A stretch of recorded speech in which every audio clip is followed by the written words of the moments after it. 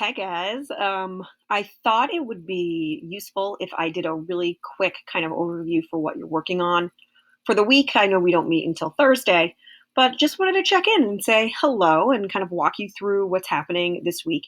I think it's fairly obvious that you got what you need to do in terms of what you're working on, like day to day. But I just want to kind of want to give you big picture what the themes are so that when we chat on Thursday, I can take really focus more on taking questions rather than doing this. So some of you are still working on your projects, which obviously is totally cool. I'm not looking for those until Wednesday, but if you want to get them in today, that's also that's fine, totally fine. If you want to get that in a little bit earlier, um, but we're going to be shifting our focus from the 1920s to the 1930s, which is obviously completely absorbed by the economic fallout caused by the Great Depression.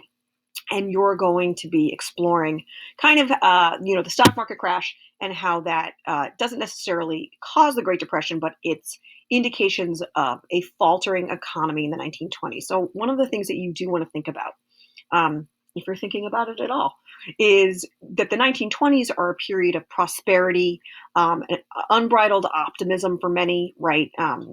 Women get the right to vote. Black Americans are experiencing like an explosion of exciting culture, right? Cultural contributions to the United States. And so there's a lot of positive momentum. At the same time, obviously, and I don't think we need to talk about this really much more, there's resistance to this change. However, one of the things that is true across the board is that many people felt that the economy was never going to stop growing. Like Herbert Hoover, when he becomes president in the late 1920s or early 30s, he basically says in his inaugural address, the United States, its economy is going to grow forever and ever. There's going to be no stop, right? There's no end to the kinds of things that people can achieve in the United States. And very shortly thereafter, unfortunately for Herbert Hoover and many, millions of Americans, the economy is going to be crashing down. And in fact, the stock market crash is kind of an indication that there are fault lines in the American economy. And in particular, if you look at the issues facing farmers in the United States in the 1920s, you're going to notice that there's already the gum is like stuck in my mouth. Sorry, it's like you're here with me. It's clear that there is growth in like stocks, but not necessarily the real economy. So production for the agricultural sector is faltering, and farmers are struggling in the 1920s, which should have been kind of a red flag to economists in the period, but for the most part, people were blindsided. Mainstream America is blindsided by the stock market crash and obviously the depression that follows.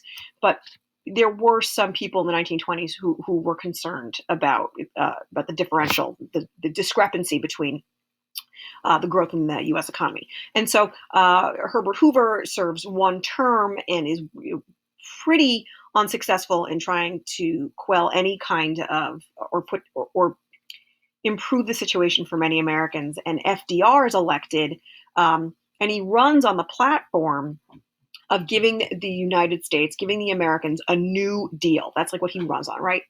So what you want to think about is how FDR shifts gears from Hoover and more hands-off Republican presidents, and how he really utilizes the powers of the government and expands the powers of the government in a way that was truly unprecedented. And so this week you'll be exploring what was it like living in America during the Great Depression. And I think we can all safely assume like it was pretty difficult, but hearing firsthand the accounts of people who were living during that time period are really moving and really poignant. There's a Great Depression ListenWise podcast. Again, it's about a 4-minute clip that is fairly illuminating. The Great Depression Ed Puzzle is pretty good because it kind of gives you an overview about what that's like for people. Um, and then there's going to be, a lot of the focus is leadership in times of crisis. That's kind of the theme for this period because FDR is president during one of the most precipitous, um, dramatic, really life altering, civilization altering moments in American history, decade of American history, right? He's president, he's elected in the early 30s, and he dies in the early part of his fourth term, the end of World War II. So we're going to be exploring this week, how does FDR and how does his Democratic administration, how do they try to meet the challenges, the unprecedented challenges that the U.S. government was facing? So I'm hoping that kind of gives you like an overview of what you need to be thinking about or what you need to be focusing on.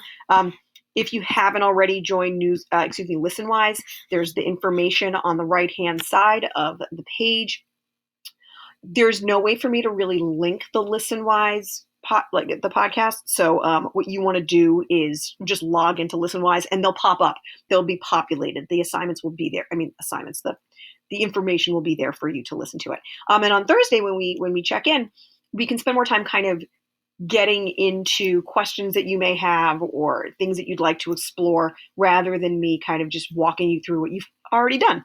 So if you have any questions or concerns, feel free to text, email. I won't be giving you a Google survey to fill out along with this video, but I thought that moving forward, it might be a good idea to start. I'll start posting these on Monday morning so that you guys can kind of check in, see what there is to see, and then and get started in whatever way that you see fit. All right, we will chat soon. I miss you.